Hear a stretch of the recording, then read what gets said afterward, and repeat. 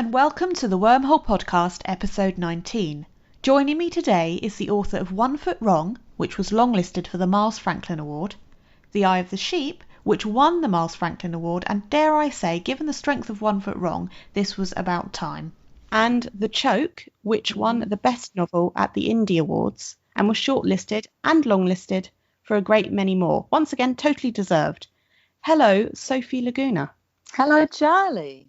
How are you? I'm very well. It's interesting to be talking about books on a Saturday night, you know. Did you know that I've just been watching E.T. with my children? So this is a gear shift, I suppose you could call it. It's definitely quite different, yes.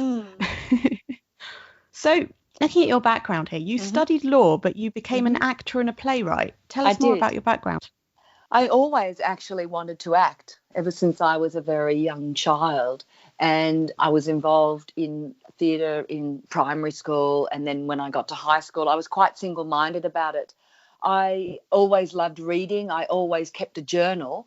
But really, my sights were set on acting. And even though I began that law degree at the University of New South Wales in Sydney, it was just, what's the right word? I don't know if it was a stopgap, but it was a place that could provide me with opportunity to be in theatre at the university. I didn't really intend, I don't think, to practice. It was just the natural next step. I got the mark, but really it was all about theatre and getting into drama school, which I then did, and moved down to Melbourne and went to and studied acting at the Victorian College of the Arts. And I did work as an actor for nearly probably 10 years. And but all the while that I was doing that, I was reading, I was working in children's theatre, I was doing what I had to do to survive. I was working in restaurants and hotels, and every weekend I would play a fairy. You know, I ran children's birthday parties dressed as all sorts of different characters. And then what year was it? I think it was about 1998. I remember thinking, this is a really tough gig. The world of acting, the industry of acting was not as I had longed for as a child. The reality was very different, obviously. It's not a fairy tale, and it's a very tough industry. I had to deal with unemployment. I was always a very independent sort of a person. I found working with casts difficult and directors difficult. And I remember thinking, I'm just going to think about my writing a little bit more. That was actually 1999, because I was studying writing part-time. I was studying writing at the Royal Melbourne Institute of Technology, and I thought I will put more of my eggs into the writing basket. And that was about as serious as I was about it. So it was just an experiment. And early in that year, I wrote my first children's book, picture book manuscript. And when that was accepted for publication, I really never looked back. And, you know, Charlie, you've mentioned those 4 adult novels. I don't know if you're aware, but I've written close to, over 20 books for children now. So I started writing picture books. After that first manuscript was accepted in 2000, I really never looked back. The acting just fell away as if it had never really mattered at all. Can you believe it? And I wrote a lot of picture books and chapter books and novels and series. And then in 2008, I began One Foot Wrong, my first adult fiction. But that took a number of years, because I would pick it up and put it down and turn my attention to various children's books. I had some issues with One Foot Wrong, which I eventually nutted out. And then it was published, in 2008. So I have been publishing books, I suppose, now. Gee whiz, that's 20 years. How did that happen? And now, you know, interestingly, so I've got this new adult novel coming out in October, Infinite Splendours, but I'm still jumping around. And much to my surprise, really, I've just written another novel for children, and I'm also thinking about picture books again. So it's an unpredictable road, the creative one, I suppose. It's a very long answer to your question, isn't it? No, it's very interesting. And actually, I need to move on. I need to your books. I've got loads of questions about your books. But I need to ask, were you in pantos? You mean pantomimes, don't you? Yes. No, you know, is that sort of singing and dancing and cabaret? That's what a pantomime is, really, isn't it? Yes, I suppose I'm thinking of the whole children's, maybe at Christmas, that sort of thing. No, not so much. Lots and lots of theatre for children. And, I would tour schools. So it was theatre and education mostly. So not pantos. But, I would travel with a cast of other actors and we would arrive in a school and set up and all play different characters and, be loads of audience participation. And I did that for 2 different theatre companies and moved house to go and live in Tasmania and do it for the year. Yeah, I suppose that's where I first started to think about writing for children, because I could immerse myself so easily in the role of a young child. It just came frighteningly naturally to me. Maybe that's why or that is a reflection of how, I suppose, natural I feel in those young voices. I'm glad you said that, because that was something that I was thinking about constantly when reading your books. How, well, I suppose I'm an adult saying this, but it just struck me as so appropriate. Your children's voices are just very real. So, yeah, that is interesting to hear. And, it's that sounds a very busy life, but quite interesting at the same time. Does it? There was plenty of struggle along the way. I mean, I suppose as a child, our dreams, we have these, sparkling dreams, and I was very hardworking and I was bright at school and I was idealistic and single-minded, and then I was met with unemployment, because that's the reality of the business. And that was hard. And, there I'd be turning up with my fairy's wings and going to all different suburbs all over Melbourne, entertaining screaming children at birthday parties. Wasn't quite what I had seen for myself. And working in pubs and restaurants and cleaning houses, whatever. I was resourceful, I suppose. I was a survivor. And it was just so good to write that first children's picture book manuscript. And it took me about 25 minutes and my whole life, if you like, to write that. And I remember putting my pen down and just having an instinctive response to my own work that I'd never had before. There was a magical sort of a feeling. I just thought that's going to be published. That is going to be published. And I submitted it to 5 different publishing houses, and a handful of months later, I received this wonderful letter from Omnibus Books, which is a division of Scholastic. And then they went on to publish my next 5. And then on, the road unfolded from there. And everything changed. Everything that had been difficult, and, that acting road had been so full of obstacles, it was the opposite. I suppose I must have found where I belonged. Isn't that funny? I would have sworn to you that was not the case. I was sure. I was somebody who thought always that they knew better than sort of life itself, if you know what I mean. And it's been really, it's the word gratifying. It's been wonderful to have found it, because I can just keep working now. I can just keep working on my own, which has ended up suiting me, suiting who I am. And, it doesn't matter whether it's a pandemic or young children or anything else. It's between me and the blank page or the laptop screen. And if I didn't have a laptop screen, it'd be the blank page. And I love that about it. There's a simplicity to this craft. At the same time, you can flex every muscle that you have.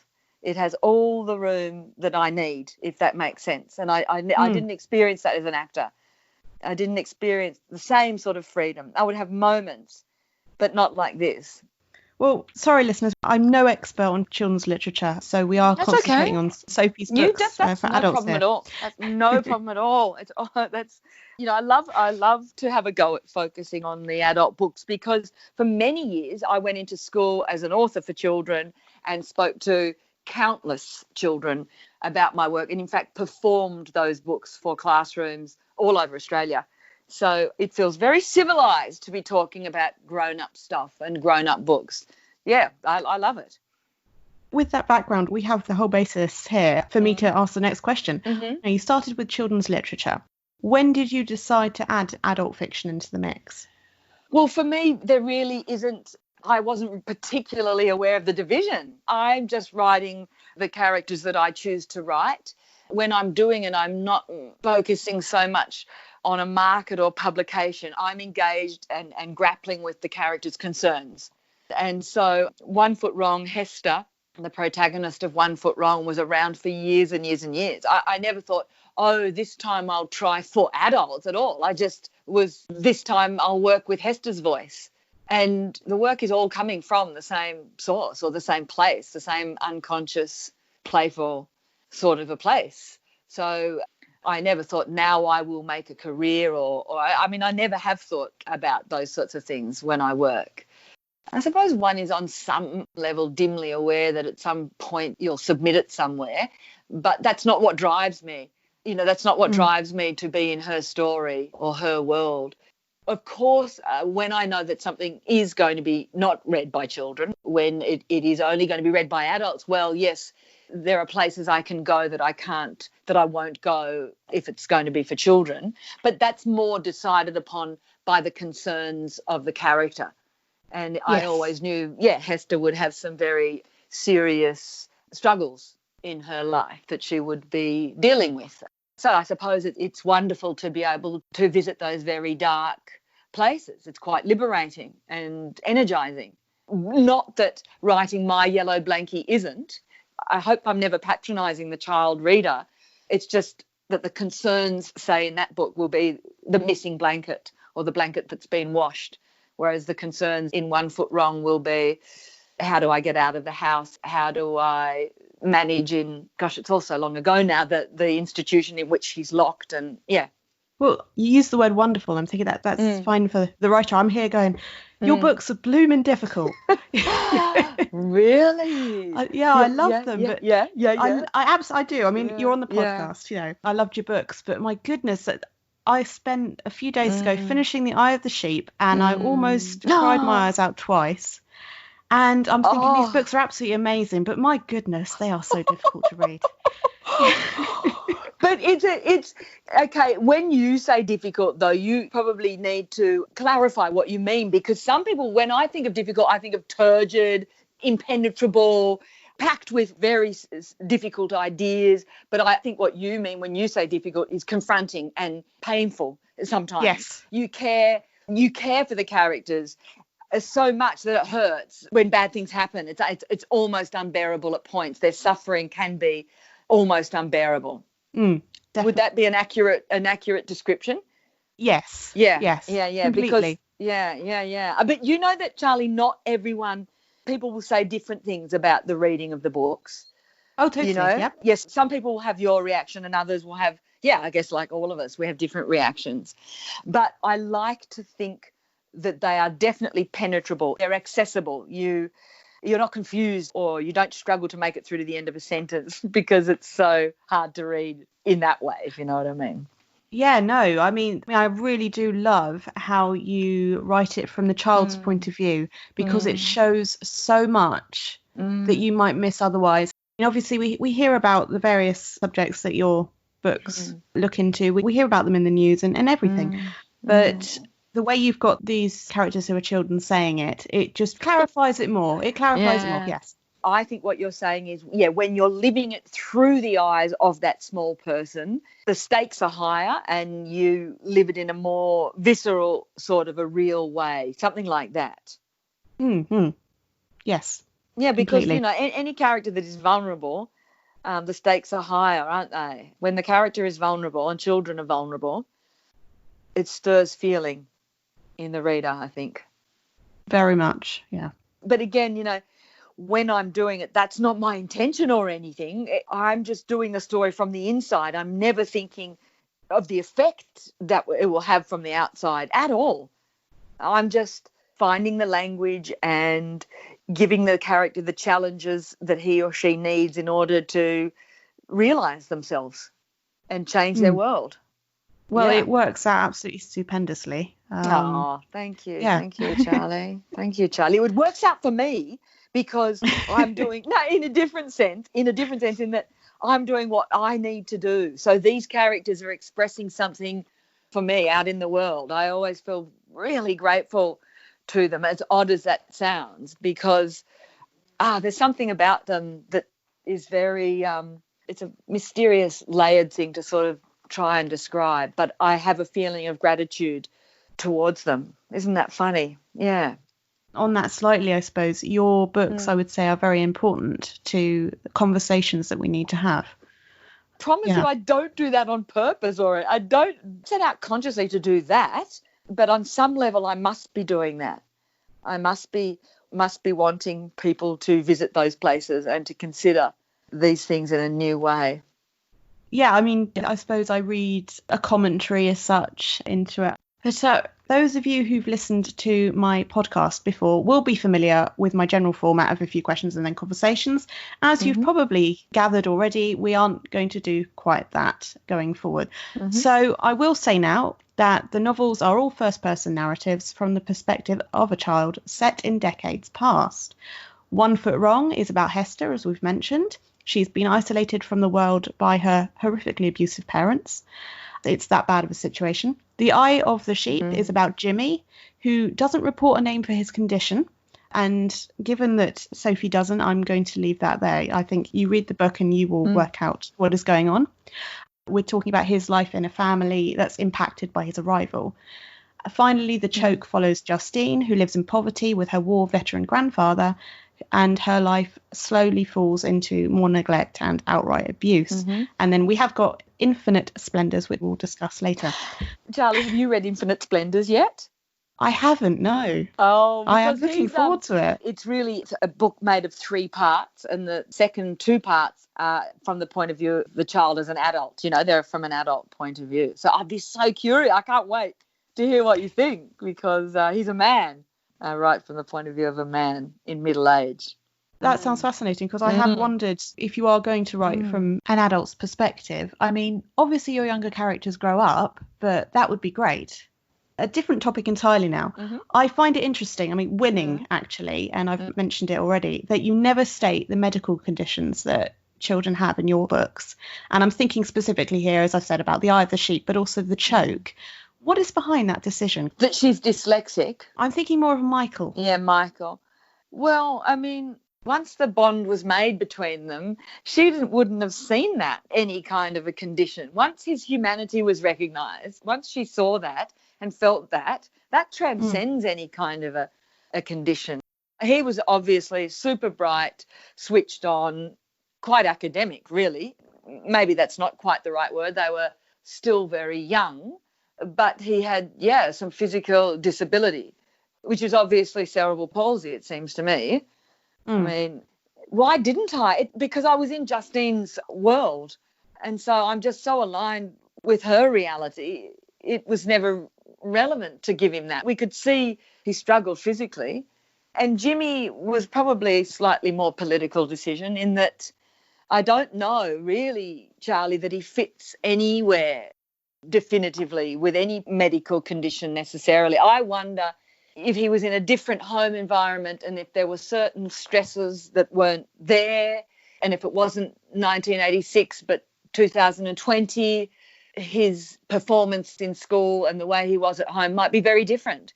He was deeply empathetic. He was very intuitive. That doesn't really fit with autism necessarily, although parents of kids with autism will say that their child is capable of empathy and feeling and intuition also. I remember hearing that saying, if you've met one child with autism, you've met one child with autism. I was resistant to diagnosing him. He wasn't symptoms to me, and I'm certainly no expert on any kind of condition. I'm really not. To me, he was a super bright, switched on. To me, he was ahead of the ball, if that's the right expression. He was ahead of all those grown-ups in his life. He was all over it. You know, he understood his father's, how did he put it? That, you know, he could see the men in battle in his father's head, or I can't remember now. I just know that he used all sorts of interesting metaphors and symbols to understand the emotional landscape in which he lived. You know, his mother, that very imaginative way of understanding her asthma, her need, that there was this great emptiness inside of her that could never be filled, didn't matter how many vanilla slices she consumed. He understood. He was gifted. He was gifted. It was his environment that was letting him down, and his school environment didn't have the imagination, and his mum didn't want to medicate him or receive any kind of a diagnosis. I'm just a creative writer. I'm not a child psychologist, and what I'm saying might be offensive to people who have children with autism. I don't claim to I'm not making him autistic. I mean, he's repetitive, but kids can be really repetitive, and he's stressed. But they're my feelings about him. I think he's unique. He's really unconventional person. But yeah, he confronted his father. But that's what kids do. Our kids really confront us simply by being there. They trigger everything that hasn't been sort of brought into the light. And we've all got those areas. It was difficult for the father for a whole bunch of reasons. I just find it interesting that even if you're not necessarily expecting it, I think you kind of think at some point the adults will mention what's going on. You've got Michael's parents, but I suppose if we say he's a secondary character for argument's sake at the moment. Yeah. Apart from Paula, who's Jim's mum in The Eye of the Sheep, there are no properly good parents in your novels, but there are redemptions there. And especially like in one of your books, there's a particular redemption, to put it mildly. Have you ever wanted to just switch the parents for nice ones? That's a very interesting question, because I do think of them. When I think of the parents, I don't think of them in those terms. I mean, I really loved Gavin. I loved Paula, but better parents, I suppose, who could keep their kids safer than I keep them in those novels. Michael's parents is a secondary character, like you say. They were so-called better parents, weren't they? But you're talking about my important parents. Well, there wouldn't be a novel there, would there, for me? In the case, these are novels about flaws in family. And these are novels about small heroes and heroines. And they wouldn't be heroes or heroines in the sense that I needed them to be in these particular books if they had those kinds of parents. The story wouldn't be there. That's what it's about. It's about showing what they're capable of with all that working against them. But there's plenty of love in there. There's love also from Justine's grandfather. And there's love with Auntie Rita.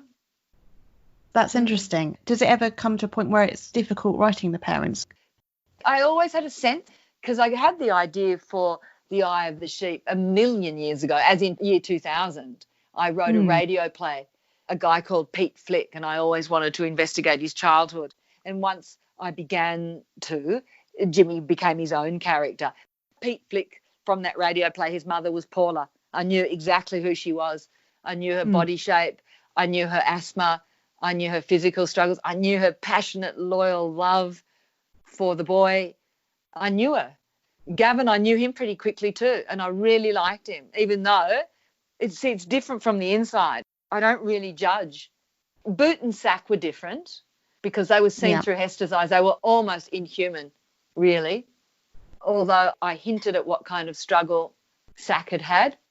But maybe that's why I gave them those names. They really were Boot and Sack.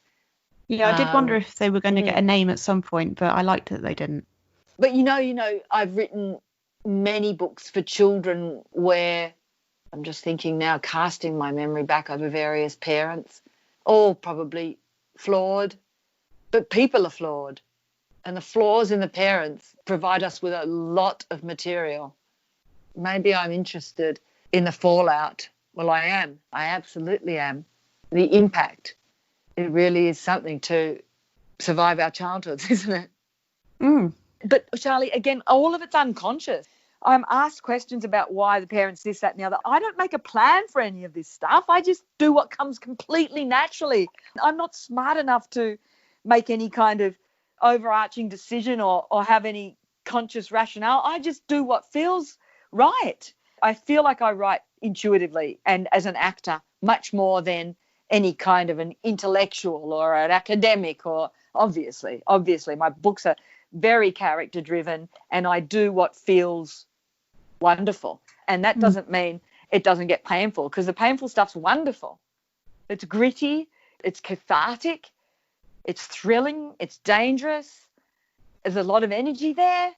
And in my normal life, I'm very different to that. And so I think probably the fiction is a place where I can be a whole lot of ways that I'm not in real life. Maybe that's it. That's if I want to sort of analyze it.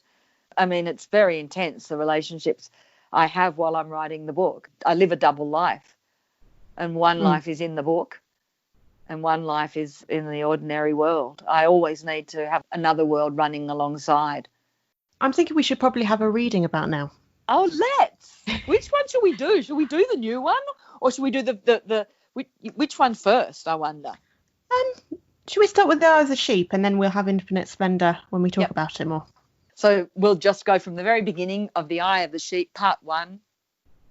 It was Saturday morning, and I was doing the gardening with Mum. My dad was still asleep. When will you wake up, Mum? Mum, when will Dad wake up? I asked as she watered the fern, its tentacles bouncing under the pressure. If I stood close enough, I could hear the same tentacles inside my mum, waving at the dust in her air ducts. Has he had enough yet, Mum? Does he still need more rest? My dad worked at the mobile refinery in Altona, getting rid of the rust. Rust came back every time it rained, but even if it left my dad raw, his skin corroded so you could see the fibres that joined him. He didn't stop scraping.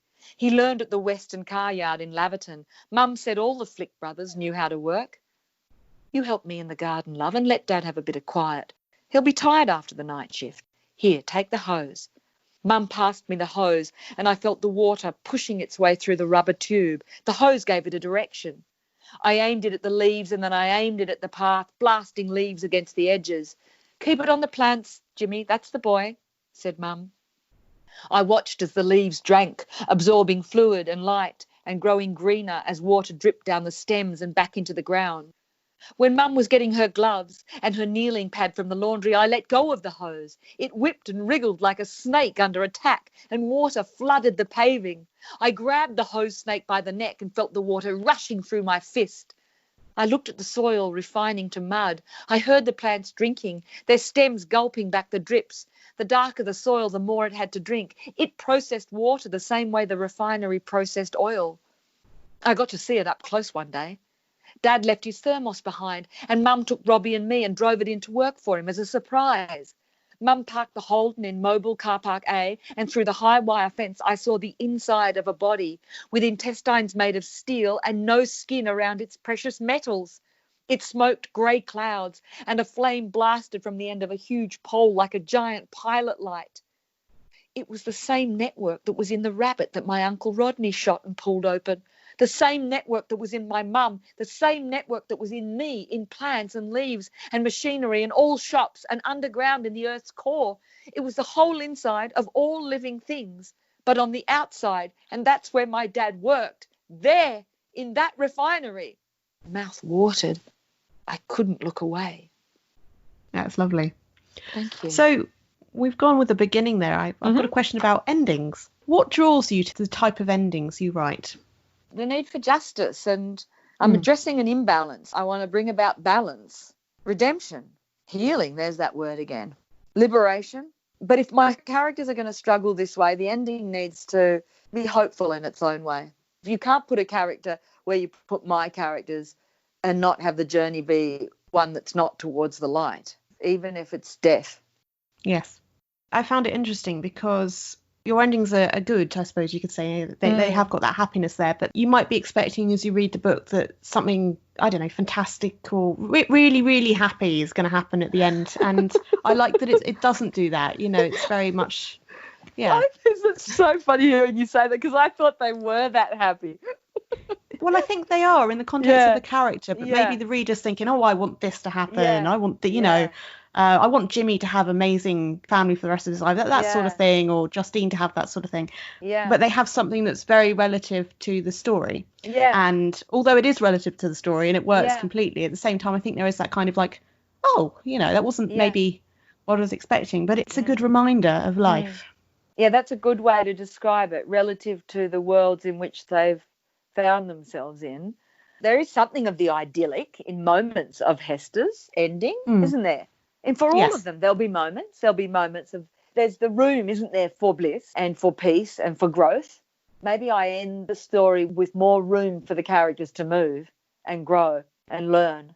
Although there's a gear change, I think, in the new book, definitely. In a way, I could see that the first 3 adult novels belong in a family, or could, and maybe this one is a gear change. Although, and one would want that. Hopefully I'm progressing in my writing life, you know, hopefully I'm expanding, improving, hopefully, and moving forward always, I hope. Any further, I suppose, upwards is going to be very good anyway. Good. With the choke, you have the location. I mean, I'm British, so I'm not au fait with too many things in Australia. I've unfortunately never been as yet. But you've got the location of the Murray River and the choke, and I wonder if you could tell us more about it. So the Murray River runs through the Barmah Forest, and that's the oldest river gum, red river gum, the oldest forest of those kinds of trees in the world. And they spend a lot of the year underwater. In fact, they require the river to flood in order to grow. It's part of their life cycle. At a certain part of that river, the Murray River, the banks come in closer and the river floods, and that's known as the Barmah Choke. And that contributes to those floodplains that those beautiful red gums grow in. So it runs from South Australia through Victoria. Where does the mouth come out? I did know all of these things. It's all going from me at the moment. It's a very beautiful place, but there's an eerie quality to the Murray there in Victoria where Justine lives. The gum trees have a ghostly quality. They're not pretty. There's a silvery translucence to them. And that river too is, I don't want to say unfriendly, but is it austere or very quiet? The water is quite muddy in many parts of that river, and so you can't see through it. Dangerous, maybe austere is the word. I spent as many weekends as I could. I drove there to that part of the river and stayed around there and would walk around there and just be there. Lots and lots of cockatoos. Uniquely Australian, those eucalypts and that river. Yeah, there's an eeriness there. And it's dangerous, the Australian bush, and it's a dangerous river. And it's dangerous to have trees that grow underwater as well. And crimes are committed there because it's isolated. And while I was, researching the right environment for this story, I first, went online and looked at the map of Victoria. I literally needed somewhere. I thought, I'm going to pick a place I can drive to and that I can get away to. Why not?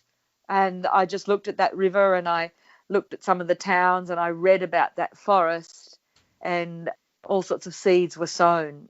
There's poetic resonance.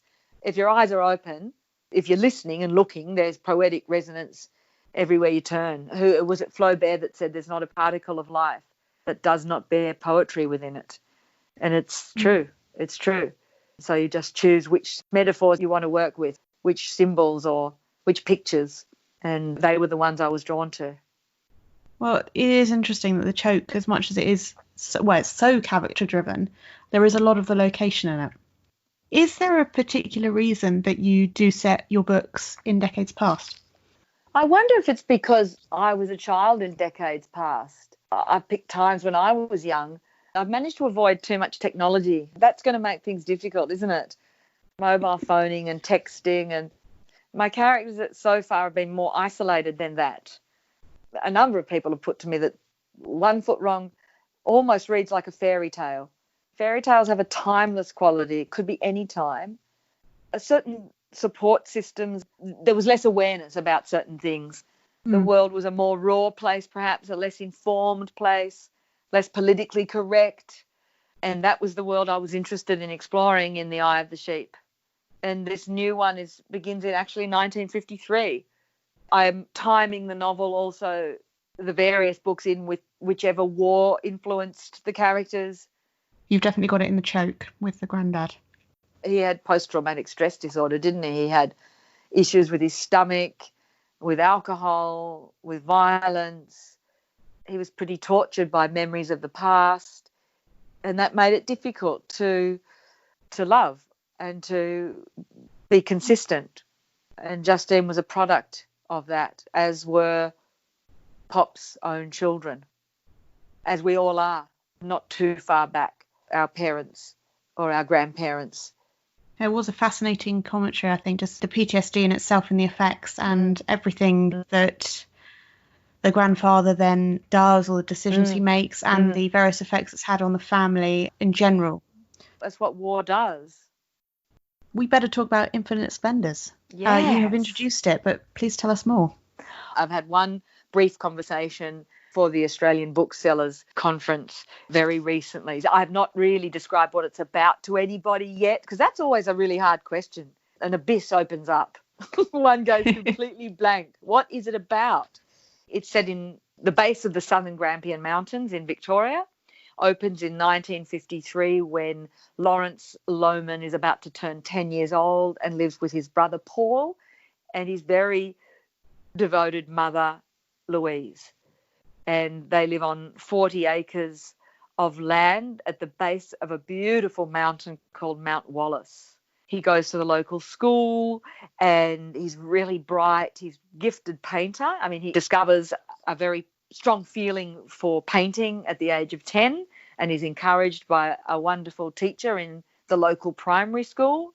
And all is well. All is well in Lawrence's world. And we see Lawrence as a curious, empathetic, connected sort of a boy with a future laid out before him. And of course, whenever you set up any kind of utopia, whenever there's an ideal sort of beginning, we're in trouble, aren't we? We've got a whole novel to go and things are looking wonderful. There's only one way for wonderful to go, and that's why it's unsettling. It's an unsettling way to begin because we can feel that change is coming, as change always comes. In every good book, there's change. And change comes, and when Lawrence is 10 years old, and his world will never be the same. And we then go on to see how this fault line plays out in Lawrence's adult life. It's a book about visual art, about painting, about landscape, about siblings, about betrayal, the price of betrayal, and our compulsion to repeat the violence that we learn, how difficult it is not to. That's going to be interesting to explore. You have a reading for us as well. Oh, I do. This will be my very first, this will be an inaugural. Love that word. We are blessed. We are blessed, listeners. It's the inaugural reading. And, you know, I've really gone over and over and over in my mind which is the best piece to choose without giving too much away. I want to read from the adult Lawrence Lohman. The novel is broken into 3 parts. I don't think it's giving too much away to say that we meet him as a 10-year-old and that we meet him as a young man and we meet him as a middle-aged man. And I'm going to read from him as a young man, a 24-year-old man, when he's filled with despair about his life and whether he ought to even continue. And then I'm going to read the moments that follow that despair. But as I passed the apple tree, a bird called through the branches. I turned and saw a crested pigeon, the bough beneath him heavy with apples. The feathers on the wings of the bird were lined in purple and gold, the point of his black crest jaunty atop his head. The pigeon called again, looking at me with his black eyes ringed in orange. At that moment he flew from his branch, disappearing in the direction of the field, drawing my gaze to Wallace. The body of the mountain was impossible to discern against the golden light that shone from behind him. He was the shape of a mountain only, as if he'd not yet been filled with colour or texture. I did not turn away from the mountain, barely aware of the stool and the rope falling from my hands. There was something hidden inside Wallace that was more than the vision of him, more than his body and his trees, more than the rocks and the earth that made him, something only I could reveal. Wallace was alone with the secret of himself. I wiped tears from my face. It was up to me. Walking back into the house, I entered my room and took the pochette box from the shelf, ran my fingers over the label, Artiste Propre. I opened the lid. The coloured water paints sat in rows. Above, in their own compartment, were the 3 brushes and the dish for the sponges. In the slim drawer underneath were the thick sheets of drawing paper. I took the paints into the kitchen. The squares of colour were dry and hard as rock. I took a knife from the cupboard and cut out the hardened paints, crushing them into separate powders. I dipped one of the brushes in water and mixed and dabbed until the paint came alive. I carried the pochette box, the plate and a jar of water down the path, leading to the gap in Mrs. Barry's fence on one side and the outhouse on the other, and then onto the turnstile, my pathways around Beverley, grooves in the earth where the grass no longer grew, like the tracks the cows made to the milking parlour, I pushed my way through the turnstile into the field, and then where the grass was tussocky and soft, I sat leaning my paper against the lid of the open box. Brushed to the paper, it was not long before I was immersed in the sky over the mountain, an upward sweep of grey and white cloud, infused with light over blue, then the summit of Wallace beneath. Brown and green and purple over green. It was Wallace as I had seen him, and it was more. It was the inside come to the outside. I did not stop what I was doing until it began to grow dark. I slipped the paper into the box and walked home. I breathed the air, moving slowly, passing through pockets of warmth and cold. The air about me, the fading light, the first star. Mother here, mother gone. It occurred to me there was not a particle of life that did not change.